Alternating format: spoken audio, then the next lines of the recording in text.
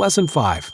Greetings and welcome to Lesson 5 in the VoiceOver Lessons for Beginners series. Today we're going to talk about how much voiceover work actually pays. And of course, we'll finish with our next assignment, and this one is very important, so do stick around till the end. Okay, here we go.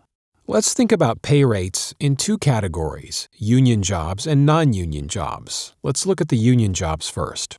In the U.S., SAG-AFTRA is the union that sets rates for most union voiceover work, and my comments are primarily based on them. If you're in another country, you'll want to research the union or unions that would be representing you there. The union sets minimum rates for different types of jobs, but you can always negotiate a higher rate with the client if they're agreeable to that. The rates depend on the type of media your performance will be used for, and possibly the media buy if applicable. So, for example, a TV commercial that plays all over the country on many different platforms is going to pay a lot more than a short training video for internal company use only. You'll usually be paid a session fee for the actual recording, and then you may get additional fees based on usage, which might be paid immediately or later on. These are called residual payments. Your total earnings for a job might be anywhere from several hundred to many thousands of dollars depending on the specifics of the job. There are also low-budget SAG contracts that allow the talent and client to negotiate fees.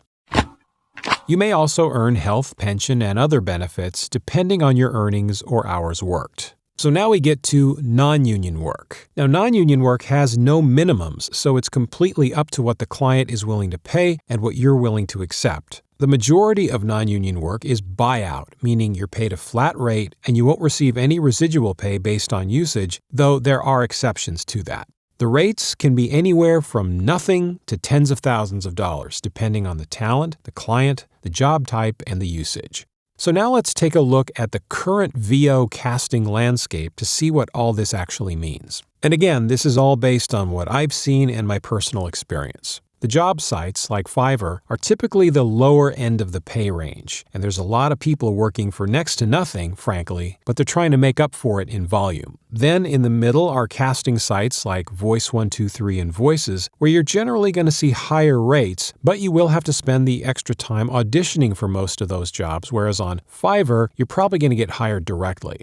And finally, a lot of talent agencies handle non-union VO work and generally charge a bit more than the other platforms, sometimes a lot more than the direct hire sources we just talked about. And then at the very top of the heap, you have your premium voiceover talent, the real superstars of voiceover, and celebrities. And these people often negotiate fees well above industry standards and union minimums. So, what should you charge? Well, that's really up to you. You might do low-budget work when you're starting out to build your experience and resume. I did that for a while. And then move up to higher-paid work. Or you might decide you like a high volume in exchange for lower pay. Of course, if you join a union, you'll have to abide by their rules. And if you work through an agent, they'll be handling most of the money issues for you. My personal feeling is shoot for the top. You might not get there, but you'll probably get further than if you shoot for the bottom. In Lesson 6, we'll talk about demo reels and demo clips. But right now, here's your next assignment. Add a smile to your reads. A smile is one of the most basic and useful tools for the voice actor. A smile adds warmth, it makes you more likable, more approachable, more expressive, more energetic. Now, if you can't summon a real gut smile just yet, don't worry about it. Just stick a fake smile on your face in the meantime and think of something that makes you happy. Just keep trying, you'll get there. The goal is to be able to turn that smile on and off, just like flipping a switch, and dial it up and down at will. Now, to be sure, a smile alone is not a substitute for a really connected, nuanced performance, and you're not always going to use it, but it does go a long way in a lot of situations. All right, that's it. Links in the show notes. Subscribe, like, and comment if you feel like it, and thanks for watching.